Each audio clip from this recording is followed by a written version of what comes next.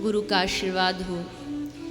इससे बड़ा और सद्भाग्य सौभाग्य हमारा दूसरा कोई हो नहीं सकता है, और ये भगवत कृपा से ही संभव है। कोई अपनी एड़ी चोटी का जोर लगा दे कि मैं ऐसा करूँगा, तो भी उसको ऐसा सौभाग्य प्राप्त नहीं होता है। लेकिन फिर भी भगवान ने हमें दुनिया में, सब यहाँ बैठे हैं, अधिकांश सब ग्रस्त धर्म में हैं, जिम्मेदारियाँ हैं, कर्तव्य हैं, उन कर्तव्यों से निकाल करके, उन जिम्मेदारियों से बाहर निकाल के 7 दिन यहाँ बैठ करके एकांत चित्त आनंद में डूब करके भगवान की कथा सुनने का अवसर प्राप्त हुआ। ये भगवान की अति कृपा है।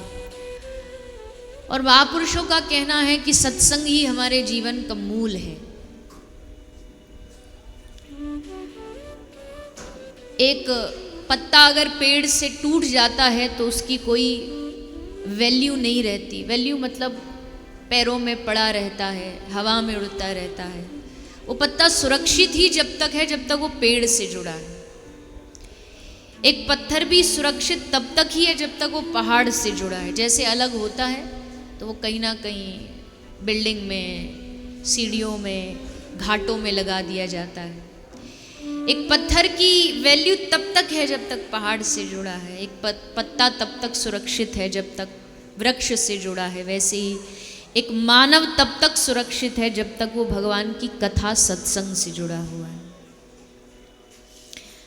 तो उसी सत्संग की उसी गंगा में हम सभी 7 दिन से अवगाहन कर रहे हैं, और आज हम इस कथा के विराम की ओर बढ़ते जा रहे हैं। देखो, कथा कभी भी खत्म नहीं होती है।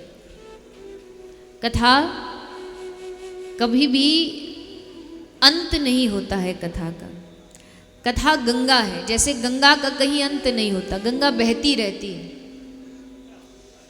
कहाँ जाकर के गंगा खत्म हुई है कोई कह नहीं सकता, क्योंकि गंगा बहती जा रही है, बहती जा रही है, और जाकर के तब तक बहती है जब तक वो सागर में मिल न जाए। तो भगवान की जो कथा गंगा है उसका भी कहीं अंत नहीं होता है।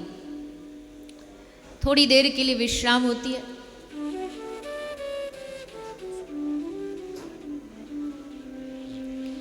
लेकिन इसी कथा गंगा में आप हम सब 7 दिनों से आनंद प्राप्त कर रहे हैं। वैसे तो भागवत के बहुत सारे व्याख्यान दिए गए हैं, भागवत क्या है, भगवत स्वरूप है, पर असल में ये जो 7 दिन, अच्छा कितने लोग हैं यहाँ 7 दिन से लगातार? ज़्यादातर, एक आध दिन छोड़ करके कोई रहा होगा, बाकी सभी 7 दिन से हैं। तो ये 7 दिन क्या है जानते हैं? ये 7 दिन, एक संत महाराज कहते हैं कि ये जो 7 दिन है ना, ये एक प्रकार का हमारा ऑपरेशन है, इलाज है, हमारी ट्रीटमेंट है। किस चीज़ की ट्रीटमेंट है? इलाज किस चीज़ का है? ले हमारे मन में जो बहुत पुराने कई जन्मों की जो हमारी वासनाएं होती हैं, काम क्रोध लोभ मोह की, उस सब को नाश करने का काम ये भगवान की कथा करती है। इस कथा का वैद्य कौन है? कौन है इस कथा का डॉक्टर? तो कहा कि इस कथा के वैद्य हैं श्री शुकदेव गोस्वामी जी। वो इस कथा के वैद्य हैं, सूत महर्षि। उन्होंने इस कथा को जिया है और हम सब तक इस कथा को पहुंचाया है। तो आज हम सब इसी कथा में स्नान करते हुए थोड़ा सा बस सार की चर्चा करेंगे, क्योंकि आज से धीरे धीरे करके आप सब अपने अपने घर चले जाओगे, धंधों में लग जाओगे, वही काम, वही खाना पीना, नौकरी चाकरी, बिजनेस, ऑफिस। तो ऐसा यहाँ से हरिद्वार की भूमि से श्रीमद् भागवत से क्या लेकर के जाएं जो ये कथा हमेशा आपके काम आए। कौन सी ऐसी चीज़ है जो आपको यहाँ से प्रसाद के रूप में लेके जानी है? यहाँ का प्रसाद कोई लड्डू जलेबी रबड़ी रसगुल्ला नहीं है। या भागवत का प्रसाद क्या है वो आज हमें जानना है, समझना है।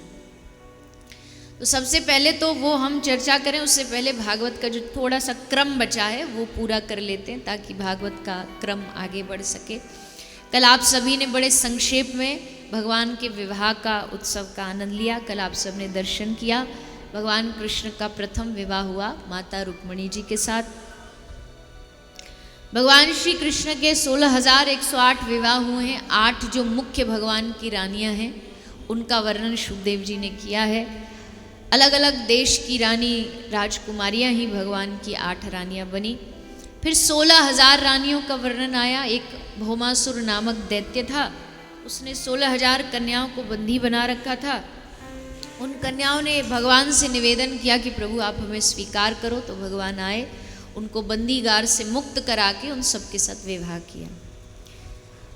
अब देखिए विवाह करने की क्या आवश्यकता थी। बहुत सारे लोग होंगे इस दुनिया में जो भगवान कृष्ण के विवाह पर उंगलियां उठाते हैं, भगवान के विवाह पर प्रश्न चिन्ह उठाते हैं। भगवान ने 16,108 विवाह किए, भगवान ने ऐसा किया, भगवान ने वैसा किया। पहली बात तो यह है कि वो सर्व सामर्थ्य भगवान है, उसकी हर बात में कोई ना कोई रहस्य छुपा होता है।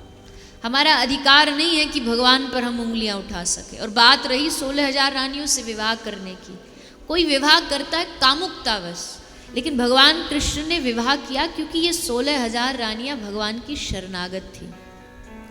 भगवान ने सोचा चलो अब इनको छुड़ा दिया, अब इनको घर ले आके दासी भी बना लिया, तो भी लोग कृष्ण पर उंगली उठाएंगे कि कृष्ण इन 16,000 कन्याओं के मजबूरी का फायदा उठाया, इन सबको दासी बना लिया। तो भगवान ने सोचा कि क्यों ना मैं इनको अपना नाम दूं, अपना नाम जोड़ दूं इनके साथ। कौन हो? कृष्ण की पत्नी। भगवान ने नारियों का अपमान कभी नहीं किया है। कृष्ण ने पूरे जीवन चरित्र में कभी नारियों का अपमान नहीं किया। वस्त्र हरण भी किया तो उसके पीछे भी बड़ी लंबी चौड़ी सिद्धांत है। भगवान कृष्ण बिना सिद्धांत के कुछ नहीं करते। और यहाँ भी भगवान ने अगर विवाह किया है तो नारियों का सम्मान किया है, क्योंकि कृष्ण नारी पूजक है। और शास्त्र हमारा कहता, हमारी परंपरा कहती है, यत्र नार्यस्तु पूज्यन्ते रमन्ते तत्र देवता। जिस स्थान पर माताओं का, नारियों का सम्मान होता है, वहाँ देवताओं का वास होता है। इसलिए भगवान पर कभी प्रश्न नहीं उठा सकते। भगवान की हर लीला के पीछे एक रहस्य छुपा होता है। तो भगवान ने 16,000 विवाह किए हैं इन सब रानियों के साथ। 16,108 विवाह हुए। इसके उपरांत कथा आती है कि भगवान ने कई सारे दैत्यों का उद्धार किया। एक पौंड्रक नाम का राजा था। उस पौंड्रक राजा को थोड़ा सा सिद्धि, कुछ माया शक्ति आती थी, तो उसने अपनी माया शक्ति से अपना रूप बदल लिया, रंग बदल लिया। जैसे कृष्ण श्याम वर्ण के हैं ना, वैसा रूप बना लिया। और सब जगह ये घोषणा कर दी कि हम ही भगवान हैं। वो जो द्वारिका वाला भगवान है वो नकली है, हम असली हैं। और 2-4 लोग उसके आगे पीछे आने लगे, भीड़ जुटने लगी। अब आप तो जानते ही हैं, ये भारत भूमि ऐसी है, एक जहाँ चालू हो जाता है ना, सारे वहीं चालू हो जाते हैं, लाइन लग जाती, मेला लग जाता है। तो सब लंबी लंबी कतार लगने लगी। प्रातःकाल सुबह से ही लंबे लंबे भीड़ आने लगी और सब लोग जोर जोर से